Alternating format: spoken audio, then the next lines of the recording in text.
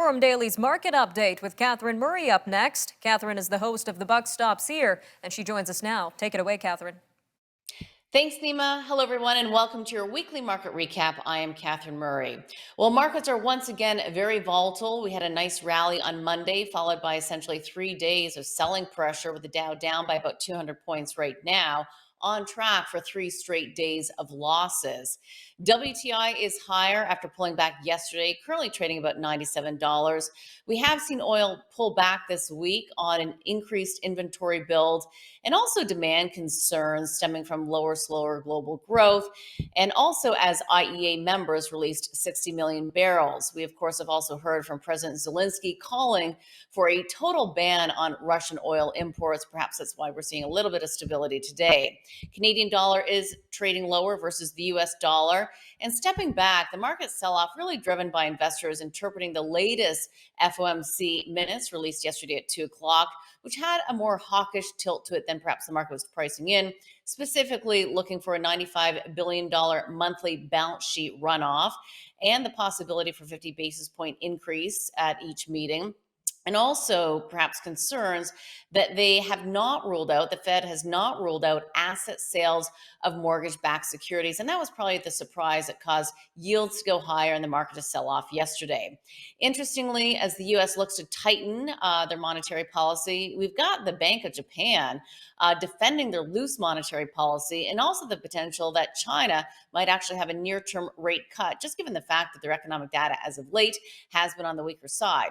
So, to recap, the bearish narrative in the market does center on the tightening of monetary policies in the United States and also likely Canada to follow next week, recession concerns stemming from inflation and the oil price shock, and also, of course, the potential that the U.S. Federal Reserve might make a policy mistake. The BOC, one could also worry, could do the exact same thing. The Ukrainian-Russia war, of course, is weighing on political tensions and growth issues around the world via the sanctions that are put in place. Also, of course, COVID shutdowns in China weighing on investor mindset.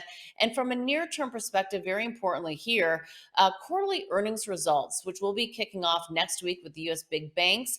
And there is, of course, a concern that company managements, given the price pressures, cost inflation, and the slowing growth that we perhaps are seeing, and we'll hear from these company managements whether or not that's true, that they will in fact be lowering their outlook for 2022. All of that taken together is why we're seeing these markets in a volatile session and volatile trading days. So expect perhaps more to come until we really get into the full swing of the market and quarterly releases.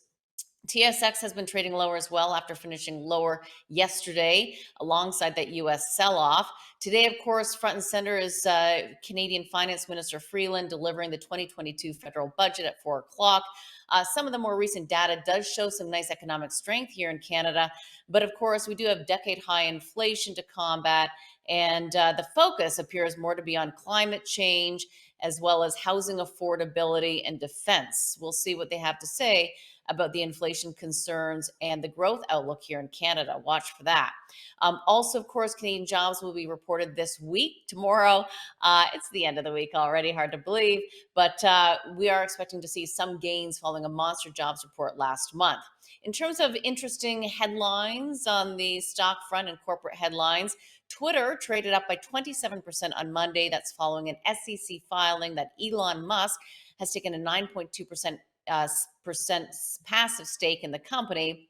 This comes after Musk tweeted asking whether the platform adheres to free speech principles and that he's been considering launching a new social media platform. We've also heard, according to the FT, that Facebook has plans to introduce virtual coins, tokens, and lending services to its apps. Apparently, internally, these coins are referred to as Zuck Bucks. We've also heard Warren Buffett has disclosed a $4.2 billion stake in HP.